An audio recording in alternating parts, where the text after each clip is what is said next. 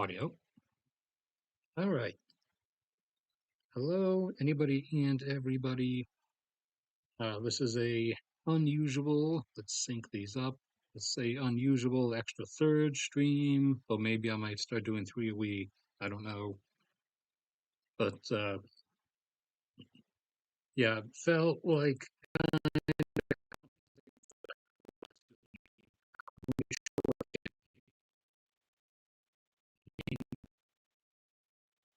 lagging. Okay, we're good. So as I was saying, I felt like I had to try to compensate for the fact that the last two had to be like really, really short.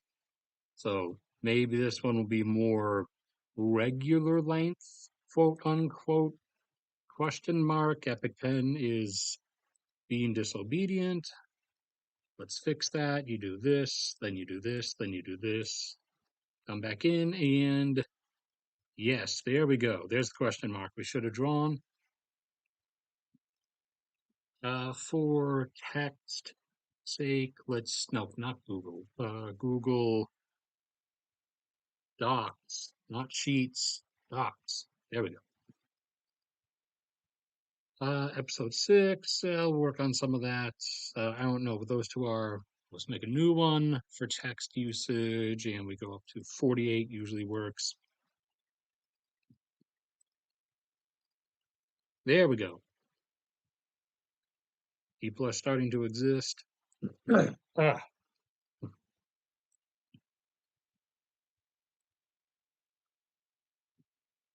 Let's see, what was I going to do at first while I wait for people to show up, sort of? Oh, yeah, so decent, some more decent news, science medical news this time. So four, I can't draw three-dimensional donuts very well. So it's like kind of curves in like that or whatever. I don't know.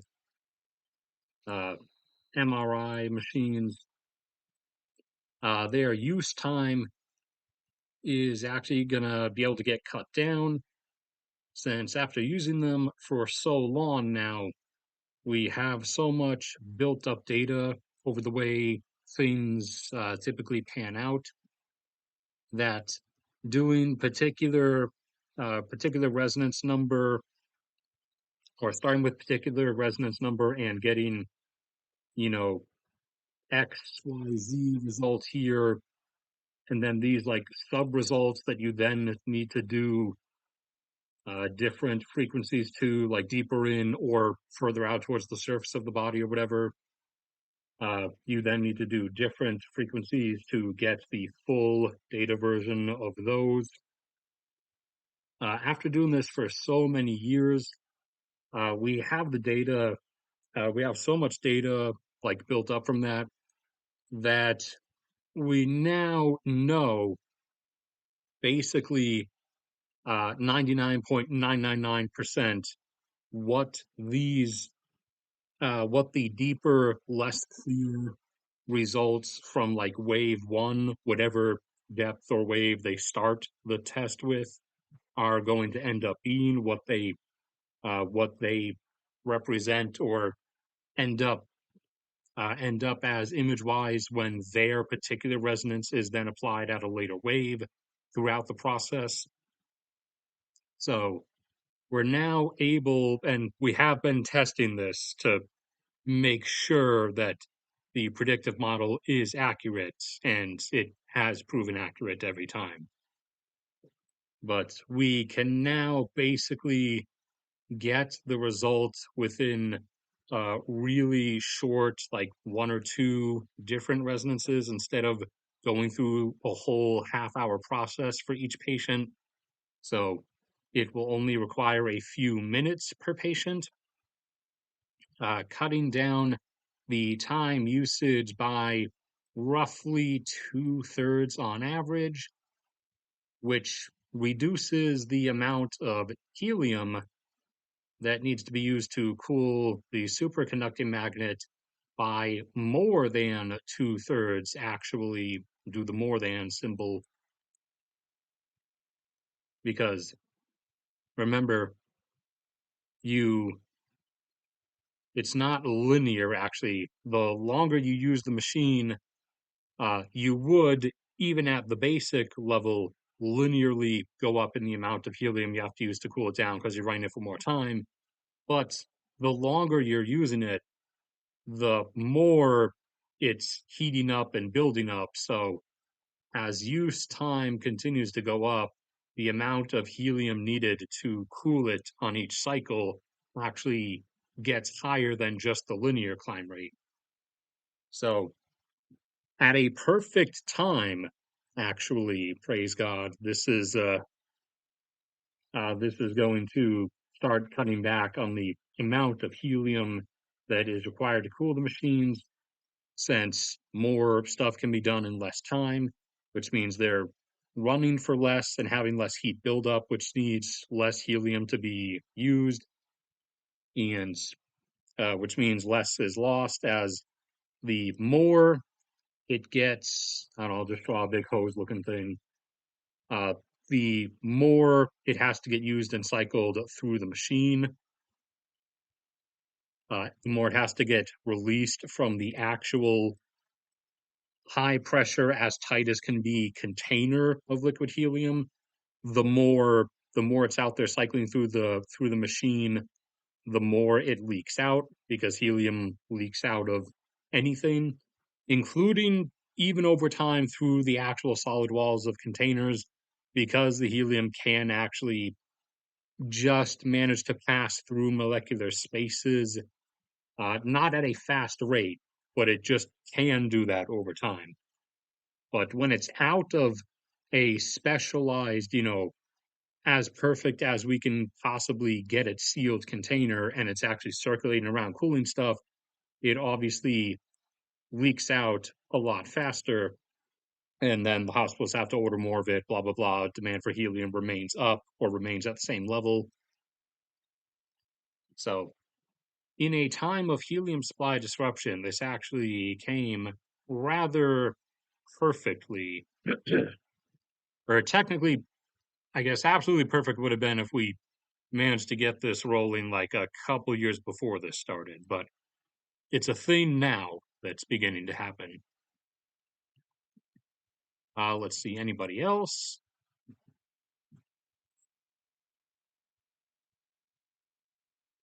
I can't stand looking at that. Apparently, I can't do anything from there. I can't stand looking at that emoji, so I am removing that message.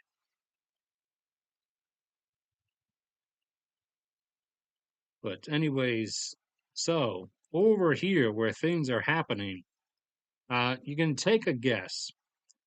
So after initially promising Trump, after pissing Trump off, that they would back off from the whole uh, carpet bombing Beirut thing, which is the part that Iran says Israel has to be on board with in order for them to be willing to sign the agreement with the U.S.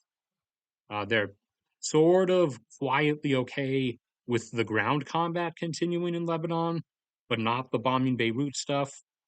So Israel held off for a week until last night, where they bombed Beirut again and leveled a few more apartment buildings, killed a few hundred people, and so now Iran got pissed, fired some ballistic missiles. Some hit, some were intercepted, etc., etc. And now Trump's pissed off again, and Netanyahu had actually just said a few hours before that in some speech that it wasn't going to go along with any agreement the U.S. signs with Iran if it doesn't like it. And Trump had gotten really mad and said that he calls the shots, and that, yes, you will agree to whatever agreements the U.S. agrees to. So the personal rift between those two, Benjamin and Big T Trump, the personal rift between those two is continuing to grow. And the actual rift between the U.S. itself and Israel is continuing to grow, As don't you deregister that you're plugged in. Thank you. As the US is publicly to Iran, kind of doing a ayo, bro, hands up, hands off moment there, saying we're not on board with this actually, and publicly disowning this, and for the first time in a while, actually saying, hey, the IDF over there is kind of on their own, man. If please don't include us with them. If they're going to keep doing this, that's on them. Don't you were holding up the strait over us. That's cool and all, and we're cool now. We're gonna like sign stuff with you. Don't keep blocking things over them. You want to lob a bunch of missiles at them.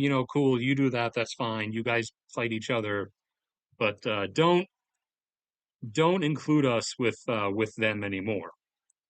So starting to see things that a lot of people politically probably never thought they would actually see in their lifetime. The U.S. beginning to distance itself from Israel is one of those several things.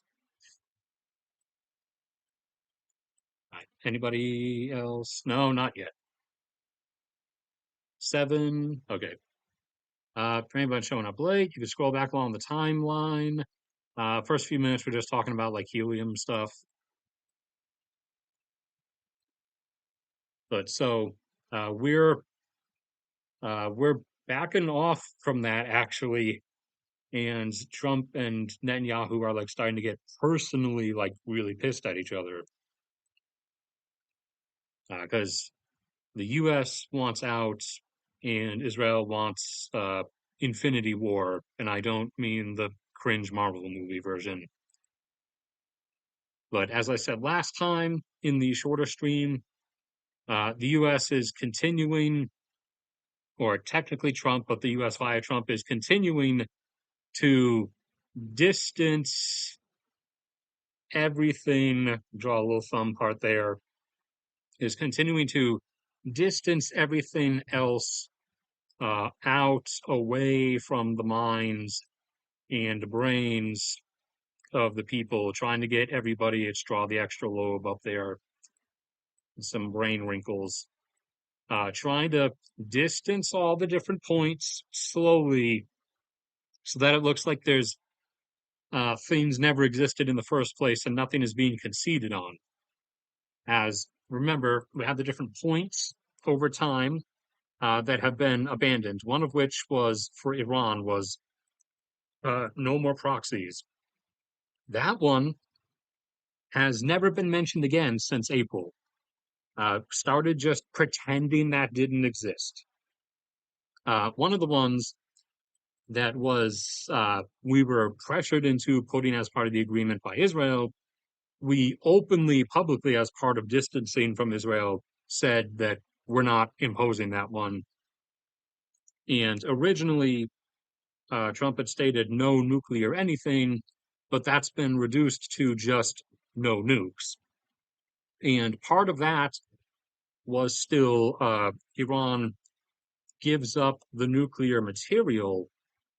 And actually, even that has been backed off from now, as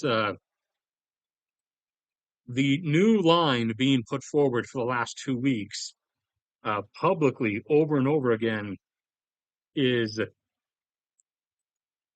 oops, sorry, we could get it if we could get it if we wanted to, but we don't need to. We don't need to because it doesn't really matter. So even the handing over the highly enriched uranium is being abandoned and is, being just sort of whatevered to the U.S. public as, well, that doesn't really matter. So the only thing left uh, was was the money, and it was Iran wanted all 300 billion of its frozen funds. The U.S. had agreed to up to 35 billion. However, quietly, to avoid increasing that number and continuing to piss off his former supporters, Trump has reworded the handover of the 300 billion as it is a investment fund, a private investment fund. So I guess the money is going to be released, then handed to some, oops, sorry. Yeah, I'll just fill in the full P, to some private, like third parties, and then given to Iran so that it doesn't just look like a handover, because that would piss everybody off more.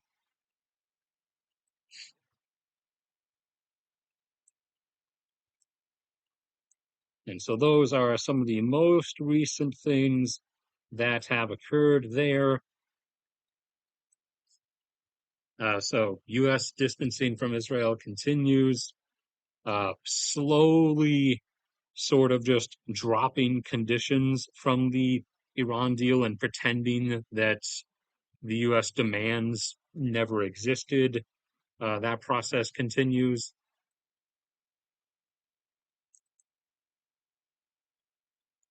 Anybody else?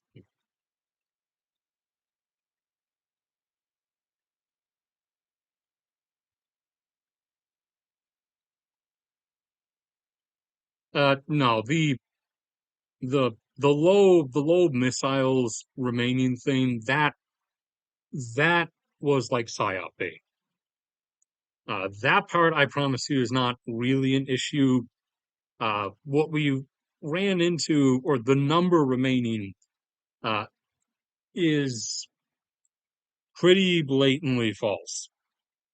But it became clear that no matter how much we do, just like Vietnam, except instead of jungle mountains, this time it's desert mountains, no matter how much we do, we could not militarily destroy this regime.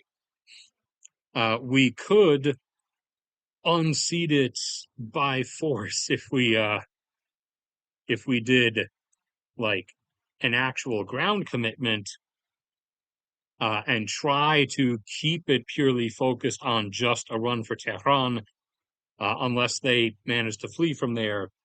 But even that would be horrifically catastrophic, and we would end up seeing like Vietnam level casualties, which we have not experienced since Vietnam. So the kind of desired outcome has been deemed unachievable.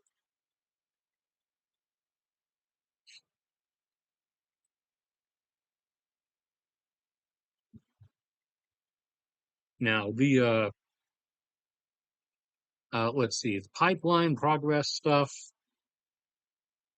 So Iraq already has one pipeline going up through Turkey that is getting 300K, 300,000 barrels per day, circumventing Hormuz. The next one is about to switch on in the next few weeks, and go up to full capacity by the end of summer, which will add another 700 plus. So by the end of this summer, in a couple months, that will be a full million barrels per day of Iraqi oil that is able to circumvent Hormuz. And then sometime next year, a pipeline through Syria will be completed that caps at 600K, because that's how much the terminal in Syria can export. They're working on expanding the capacity of the terminal, but that's not going to be finished until like 2028 or 2029. But sometime next year, there will be another 600K that can bypass the strait. Whether or not the strait is still closed at that point or has reopened. And then By sometime in 2028 or early 2029, there will be a pipeline through Jordan down to Aqaba that will be able to get about 2 million barrels per day of Iraqi oil circumventing the strait. Currently for the UAE, 1.8 million barrels per day is able to leave via the Fujairah pipeline. An additional pipeline is under construction and will be finished early next year, I think in like January or February, that will have a capacity of 1.5, but will for the moment only add zero point 0.7 or 700,000 because Fujairah's current maximum output capacity is 2.5 million barrels per day, although they're working on actual terminal expansion. But the first bits of that won't be active until late next year. But eventually, they're going to, by the end of 2028, they're going to bring it up to 4 million barrels per day of maximum capacity from Fujairah, so that they can have no limits to their actual exports outside of the Gulf. But from still being able to export 1.8 right now, at the very start of next year, they're going to jump up to 2.5 million barrels per day of UAE oil able to get out of the Gulf. Qatar normally exported about 1 million barrels per day and consumed the other 300,000. They have nothing going out right now, but they and the UAE are working on the integration plans for them to run a brief pipeline across the Persian Gulf seabed here to tie into the UAE system so that they can then be part of the Fujairah exports.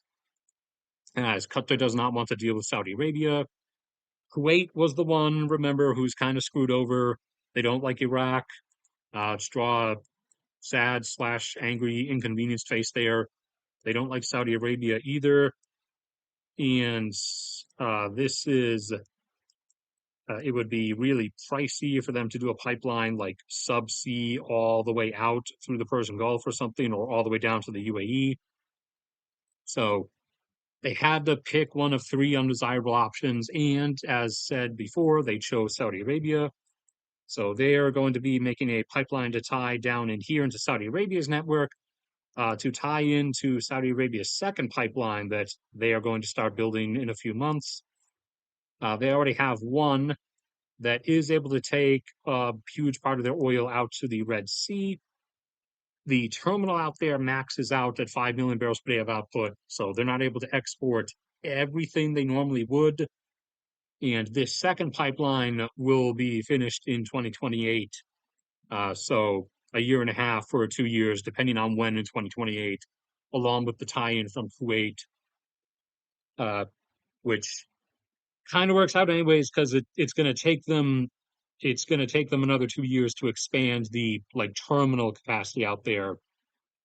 They're planning on bringing it up to a total capacity of like 8 or 9 million to accompany both theirs and Kuwait's oil. But everyone has committed into these, as you know, this was kind of a needed slap in the face, so to speak, so that everyone kind of realizes that they cannot just sit there and rely on this narrow passage being perpetually safe. Excuse me, I didn't tell you to do that. I told you to click on the mouse. We get anybody else?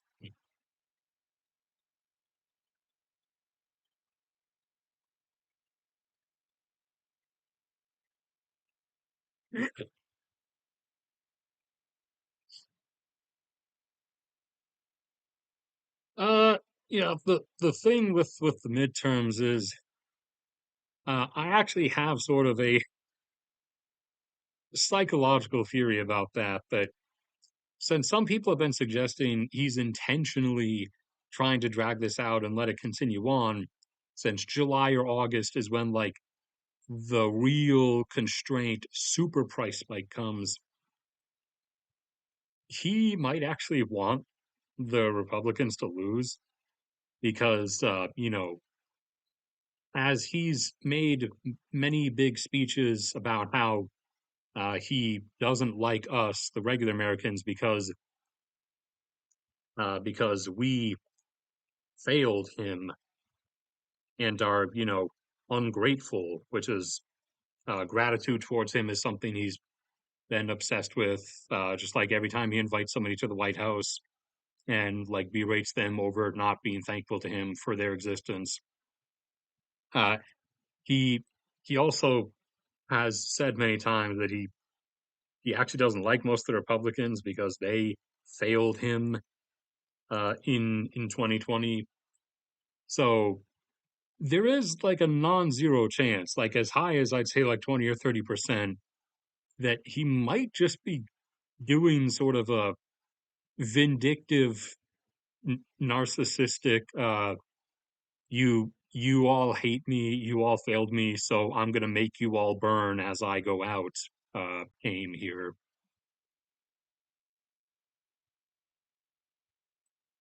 Not saying that's like exactly what's happening, but there's more than a non-zero chance to that. Let's see. Also, random oil and gas news. The spiked prices, even though they're lower than they should be, have finally restarted a bunch of Guyana offshore oil and gas exploration, as there was all the exploration that took place, and there's the various different fields, something like 13 or 14 that were found in the one specific area. But then it kind of stopped once prices crashed for the last couple of years. Now it's actually restarted, and just Exxon for the moment, but I think also ConocoPhillips. I can't remember the other one. As theirs on the way, Exxon's are already there, but the survey and here, let me draw the water line, and then the string that holds down the thing that goes near the ocean floor, and it does the waves and the radar stuff. These ships are out there right now, resuming surveys that they had previously stopped because of low prices. So Guyana's not going to stop at just between 1.7 and 2 million as a peak based off of everything that was found up to this point, but then a preceding lack of discoveries after because of price crashes. It is going to end up going to, over time, probably peaking in like the 2040s. I would say, honestly, they're most likely going to get up to something like 3. But that has restarted that there. And also, similarly, stuff has restarted onshore and offshore of Senegal now because of the price surge this has created.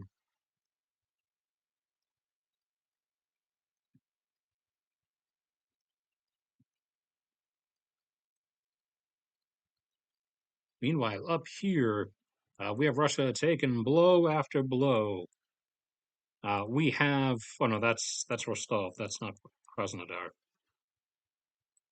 We have massive oil depot in Krasnodar, some of the few remaining storage facilities for oil and petroleum products in Crimea.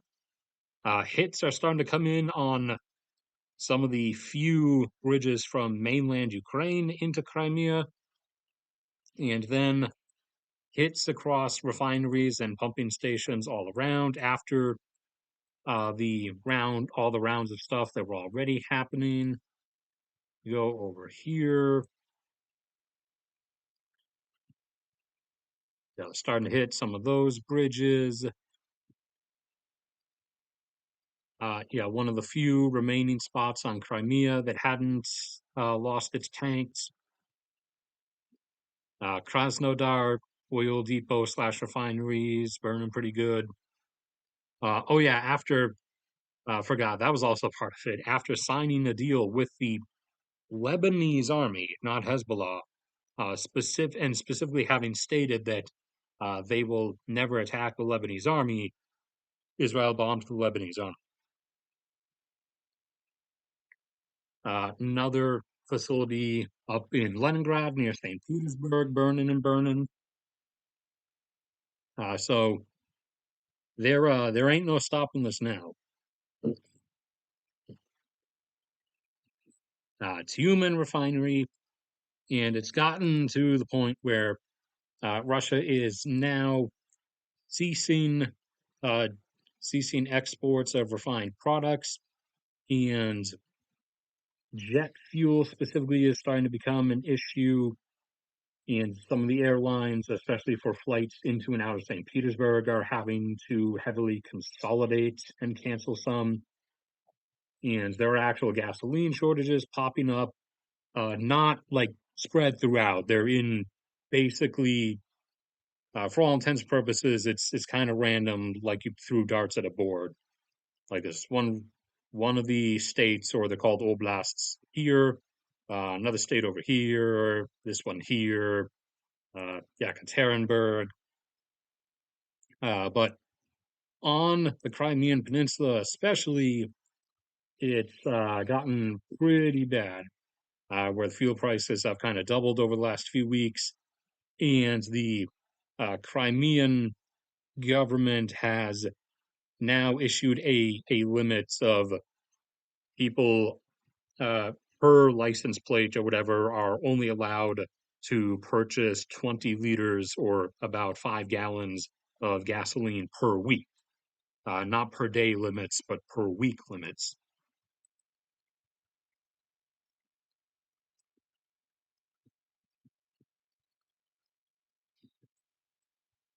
Let's see.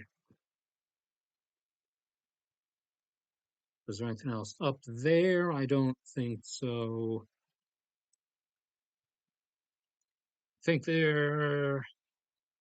I think there's something happening in Greece that I'm forgetting about, but I'm not positive. Azerbaijan, their last big natural gas field in their offshore waters, as pretty much everything's explored both onshore and offshore. They had one last oil field like up here and one last big gas field down here. The gas field is now online. That one was able to be brought up. That oil field, though, still running into issue after issue after issue. It was supposed to start at the end of 2024, but they keep having subsea equipment failures and maintenance delays and contract breakings.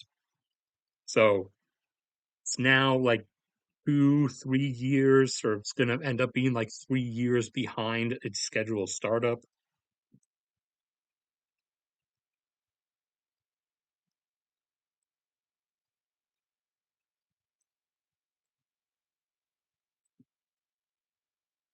Was there anything else going on? I don't think so. Not that I can recall in any particular vein, at least. Ah, let's see, who do we get?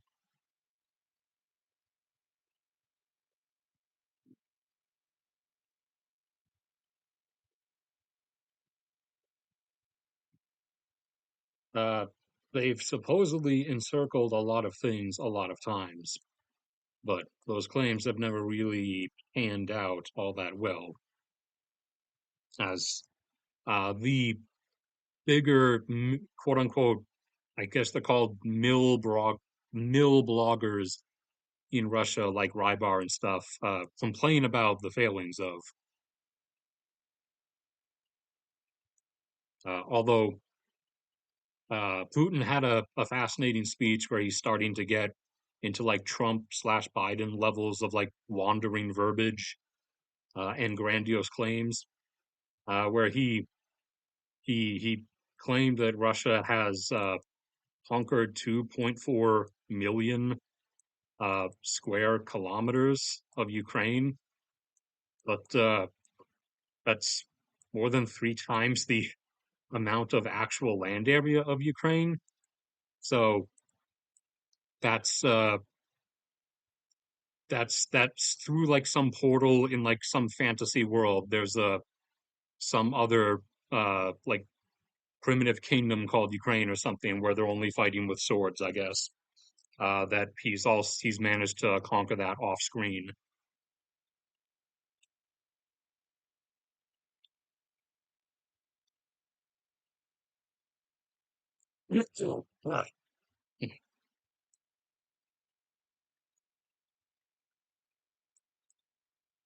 Everything, everything front wise on the battlefield front in Ukraine has literally devolved into just the little rotor drone stuff with like draw a package of a C4 there with like some C4 duct taped around the drone and dudes in little hideouts with game controllers controlling the drones, basically looking for each other. The drones each like crossing the front line, trying to find like the entrance to the little underground like dug-in cave where the other group of dudes with controllers controlling the drones are hiding. There's not on this battlefield has there yet been a solution implemented because some of the only ones we can come up with worldwide are a bit expensive, so they'd be a bit more on the costly side. And even if Russia was in a position to start developing and fielding some of them, they've lost so much stuff out there that they most likely wouldn't put it out there because they be afraid of it just getting lost anyways, even if not to said drones. But the small like truck top microwave dish thing kind of does work, where even on just a regular truck, if you want, you can mount a little. It's like a really special wavelength microwave, and it rotates around and everything. You try to draw some actual 3D arrow there. It rotates around and everything and sends out a quick pulse at a specialized frequency that's been perfected to fry the links, like the little microscopic, nanoscopic lines of silver and copper inside of electronics and computer chips. So the pulse goes out and like all the different drones and stuff then like have a seizure and fall to the ground. But the the whole array is kind of expensive and it also does depend on quick reaction time, noticing the drones incoming beforehand, and the you can still then destroy those via other means. You can still then just hit those with a regular artillery shell from a cannon fired from a long ways away.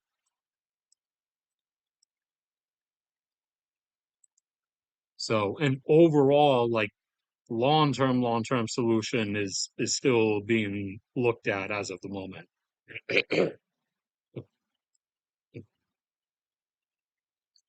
Because covering the entire surface of the planet in like metal mesh anti-mosquito nets is not really a viable thing to do.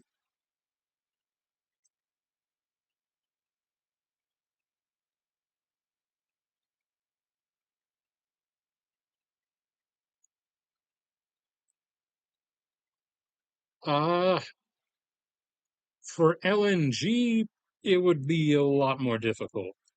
For just gas itself, yes, you could do that a lot more easily. We built, for example, over here,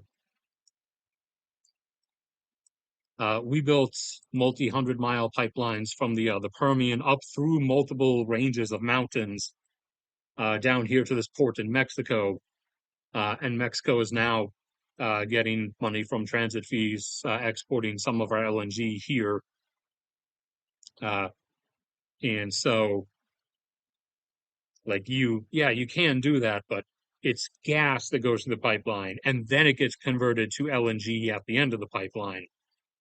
But all those LNG facilities and everything would have to be built in on the ports in Saudi Arabia, and also a lot of the helium would leak out of the gas through the pipeline along the way. The helium would still have to be extracted on site immediately and put in specialized, as contained as we can possibly get it, but it still leaks out anyways. Tanks, which are big cylindrical things, and those are then put on regular like cargo ships and get shipped out. So that part would still be an issue, but in the end, the way that's probably going to pan out is Algeria is just going to kind of slowly end up taking Qatar's place as third, the third largest, or comprising the third or last third of global helium output, as they do have a similar amount of helium in their natural gas coming up, but they've never extracted all that much because they just got price undercut by everybody. And they do have the facilities there, but they've never been running that much of them. They've only been running them, like say 1 unit operating at a time, whereas all the others are like offline and have been offline for a few decades.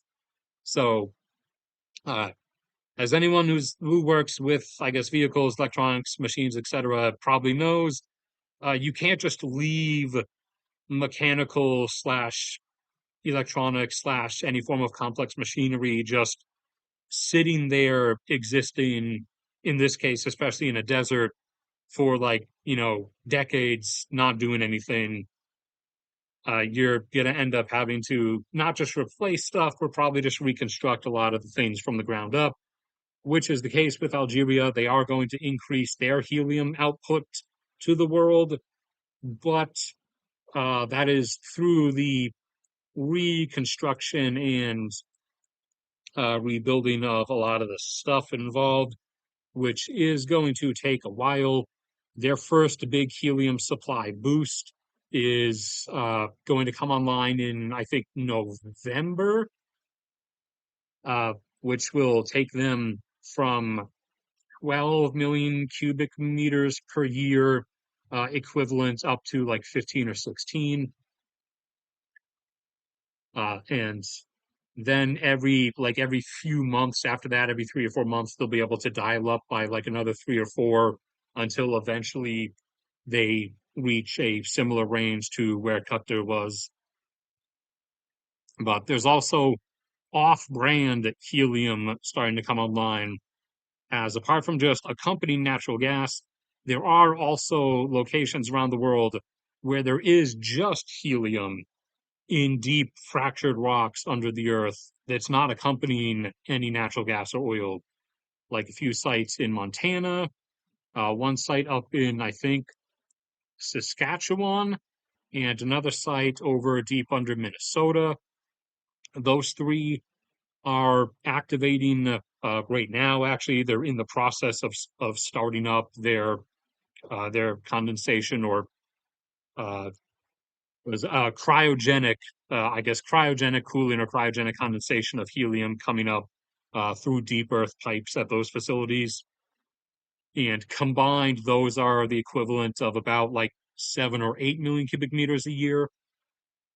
And they should be at full capacity by like the end of this year or the start of next year. And there is stuff beginning to go under development in Tanzania, because there is a huge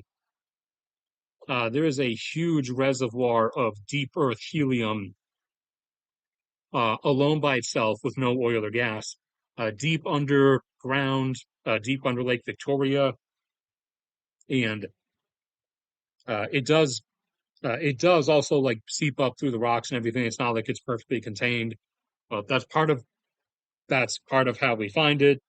Like in this case, I actually noticed while some scientists were doing some particular survey, not looking for helium, but they were like testing gases around Lake Victoria to, in this case, I think it was actually uh, to test to test for how much CO2 was being released because the lakes around Central Africa have an issue of like mud that has a lot of stored CO2 and carbon monoxide actually that can suddenly like mud erupt or bubble up to the surface, which says that has happened a few times before at smaller lakes like over there and over in like Cameroon and stuff, and it's killed a few thousand people at a time.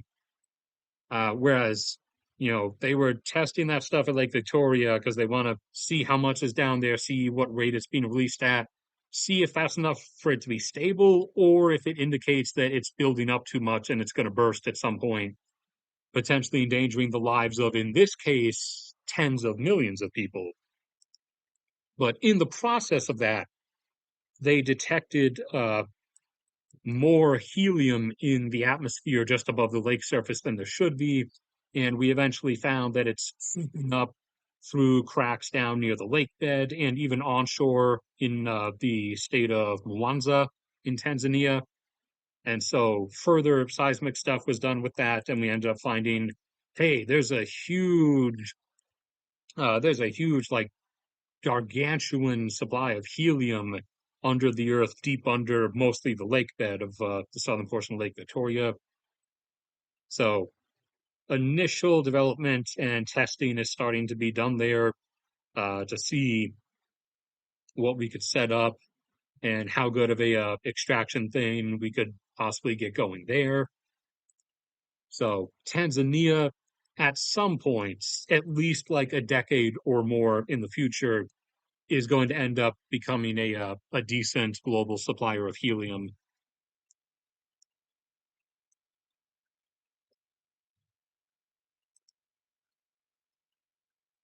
Nothing else from anybody?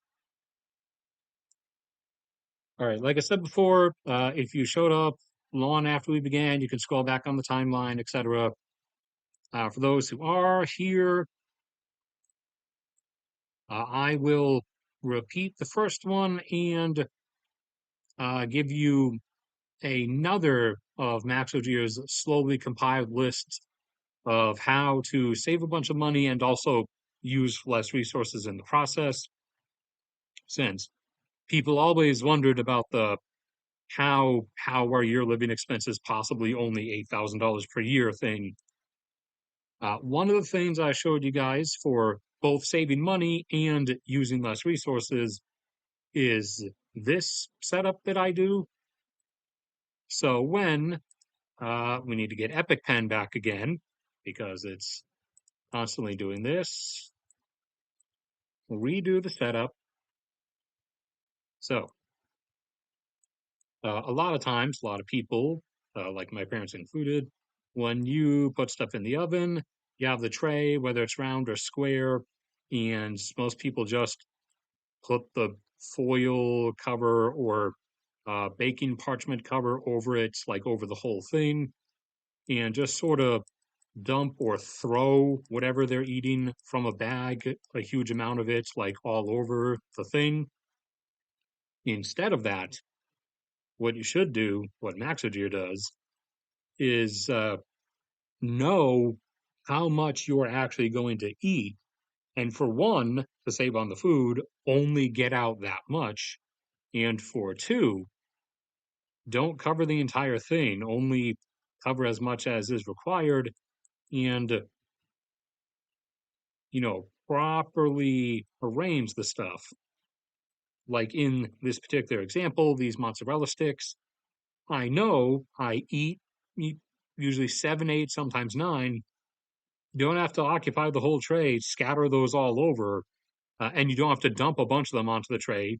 I know I'm going to eat between seven and nine, so I only take out seven or nine, and I just line them up neatly along the middle here and only cover this much of the tray. So instead of pulling out 2 feet of length of foil. Obviously, you can see I only pull out like 8 inches of length of foil. And so that's like 30–40% as much as you would otherwise be using, which drastically extends the length of your supply of foil or baking parchment. And also, the knowing your portions thin helps with, not going through your food supply as fast or wasting your food supply and thus having to pay for more.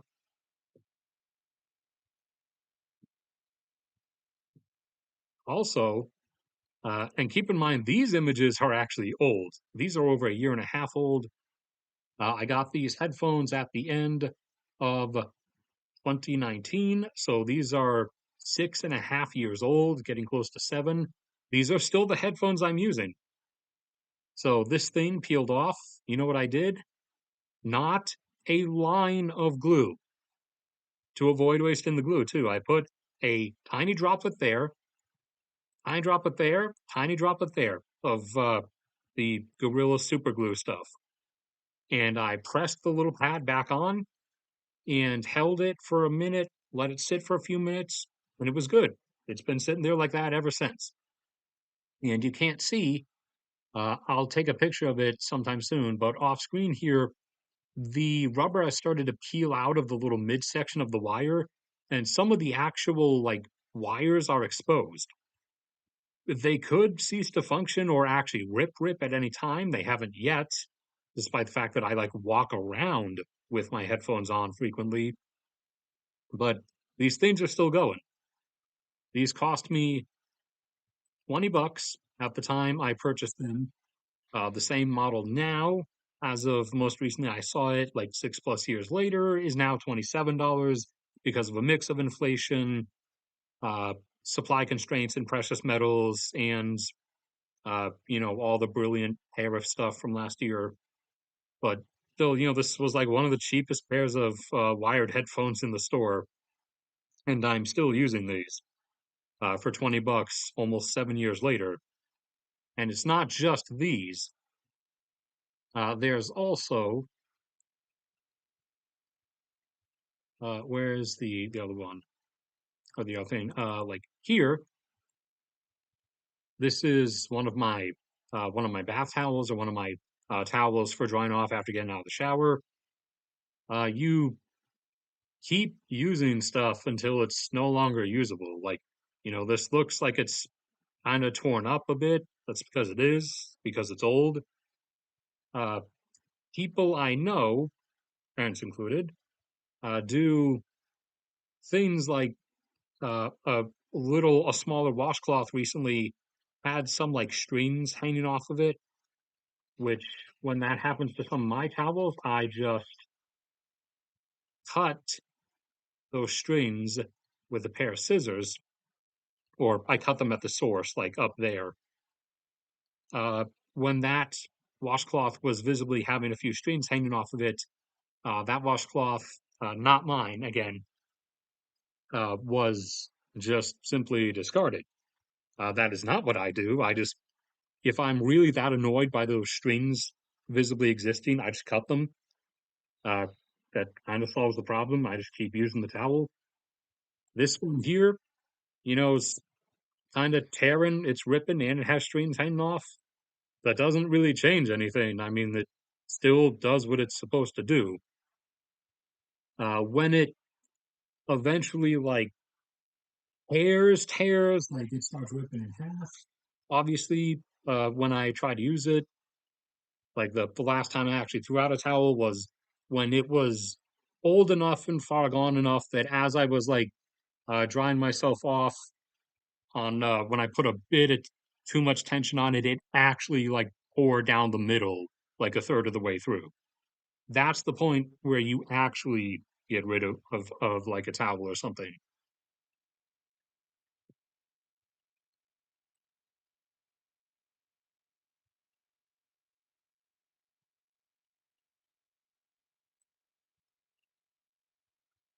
All right, we don't have anything else from chat. Everybody's dead. So unless anything else shows up, that's probably where I'm going to call it off. Oh, wait. Yeah, I forgot. Well, nobody asked, so that's kind of understandable. But I did manage to injure myself. So, not by doing the yard work I talked about last time in the stream, since I'm now in exile down here at my parents' place instead of back up home in Alaska ever since 2020 happened. This is the Maxogear exile zone. So, since 2020 happened and my life was destroyed, I live in my parents' house now. I was doing yard work for them, no injuries. So, what actually happened was inside the house, just walking around, I happened to misstep, just taking like an ordinary step, moving from one place in the house to another.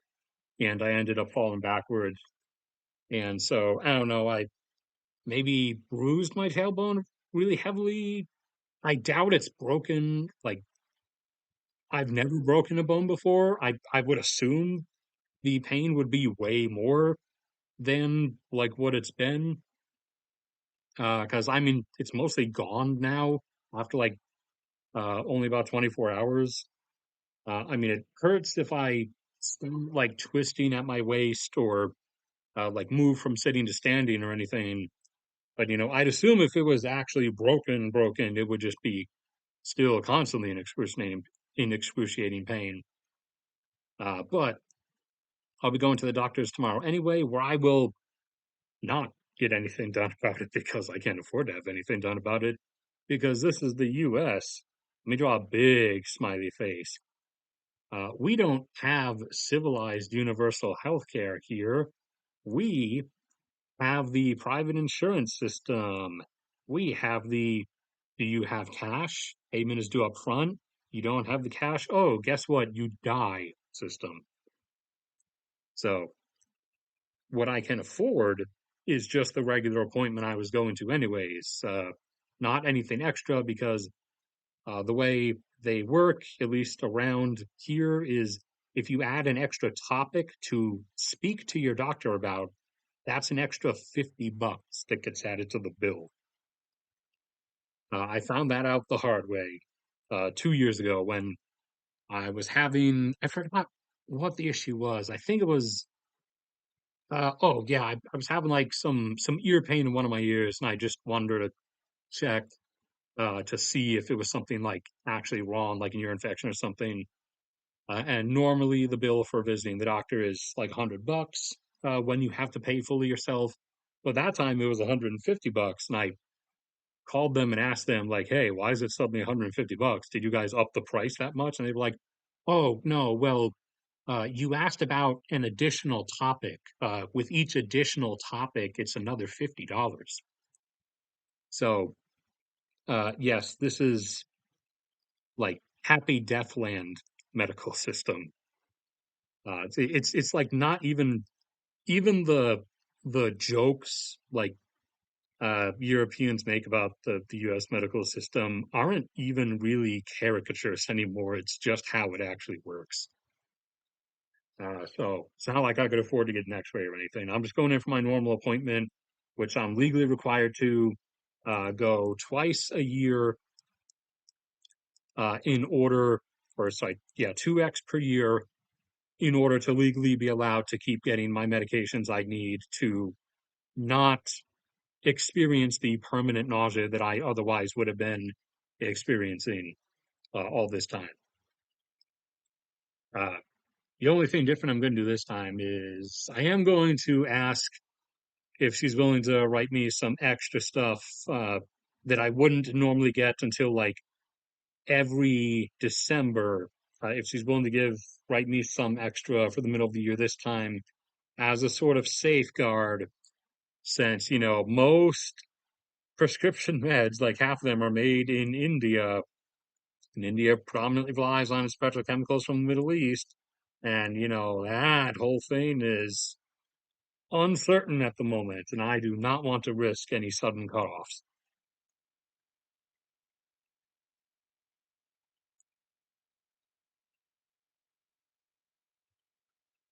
Nope. I I did I did all the outside stuff perfectly fine. I actually, hold on, I'm trying to think. No, I've never managed to injure myself actually doing like work outside or anything. Uh, the only times I've ever injured myself were, let's see, by being born, because there's obviously some genetic stuff that has caused things. Back up home in Fairbanks, Alaska, I did I did drop back when I still went to the gym when I was younger, like 18, 19, when I first moved up there, and I was still susceptible to the like yearning for inclusion from my fellow male youth. And I actually went to the gym with them. I did drop. Uh, it wasn't like a regular weight. I dropped something on my foot, and it caused like a microfracture, not an actual broken foot, but like a microfracture. It's a thing you don't actually need a cast for, but you do need to try to avoid walking too much for a few days. I also slipped on ice a few times, also in the middle of the winter. Uh, my first year there was when I actually uh, I did something similar to this injury. It was primarily my tailbone because I fell backwards. Uh, the other times, the other times were not from the regular ice because back up home, uh, you have the ground or the road, and over time, the snow and stuff freezes and gets to like a 6 inch to 1 foot, like caked up iceberg ice layer or glacier ice layer that we do not remove. It is way easier and less expensive for the city to just spray gravel and traction stand down onto that than it is to constantly smash up and clear it. So that stuff is just left to its own device. You get used to walking on that after a while. You learn how to walk on it. The only thing that still made me slip and caused injuries a few times was this thing called freezing rain, which is what we get uh, in spring, our 3 weeks of spring and our 3 weeks of fall. We will occasionally get something called freezing rain, which is where it ends up raining, but the ground has already reached a point where it's below freezing. So as the rain hits, it sort of instantly flash freezes into this millimeter thin, like micro smooth, ultimate trip and die ice. Now, that only happens like once or twice every year back up home. Uh, and it got me once or twice. I did fall and like bust my leg up. Again, not breaking anything, just like it got scraped open a bit, it got heavily bruised, etc. You get the point. Oh, but you see, the thing is, back up home, medical expenses are really low because we kind of, it's not like we have an actual universal healthcare thing like state-wise in Alaska. We kind of do and we kind of don't. There's like various Denali programs, and there was one like through the university as well for students and for employees of the university, uh, where like you could basically get healthcare like almost free, but not quite. Uh, well, like for example, uh, twice I had to have my ear sliced open because I don't know what happened, but some of my blood vessels burst in there for no particular reason. It started swelling up, and so I had to go get it sliced open, and they had to do stitches and everything. And the dude, Dr. Kim, was like looking inside and like checking everything. He was like really perplexed because he couldn't find a reason for why those blood vessels had just randomly exploded. But that was like a several $1,000 procedure that back up home I was only charged a few $100 for. Oh, and like the dentist, for example, the dentist right down at the bottom of University Hill in Fairbanks. uh, does like the cavities and stuff for 250 bucks. So that's 250 up home versus down here in this southern redneck oblivion, the charge per cavity at my parents' dentist is $1,350. And so, you know, this isn't like US versus Mexico. But Alaska looks like, apart from the frigid Arctic, like tundra, like ice and snow, like 9 years around, Fairbanks is a city with electricity and pavement and modern buildings and everything and internet. It looks like the rest of America. People live like the rest of America, except in our mentality, we were very detached from political America. But, you know, that cost versus this cost, there is no reason. The reason why the guy down here near my parents' house charges 1350 a cavity is because him and his employees like driving their Lincolns and their Lexuses. Because when you drive by that dentist office, and it's not just me, my parents had commented on that for years as well. Their parking lot, the cars that were always there, aka the employee cars, were all like Lexuses and Lincolns and Audis and vehicles that cost between 60 and 120 grand. So it's not because it costs that much to fill a cavity.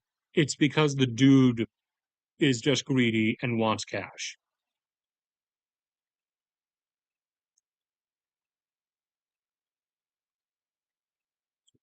Okay. Well, now that that side tangent is aside, nothing else. So then, okay, that's where this is going to end. If you showed up way late, you can scroll back along the timeline as always. Uh, Otherwise, I'll wait like 20 seconds to see if anything shows up from anybody. But if not, then that's where we're cutting this off. Close that. Go out here and delete this. Go into episode 6 so we can keep working on that screenplay. Close this, and wait for just a few seconds.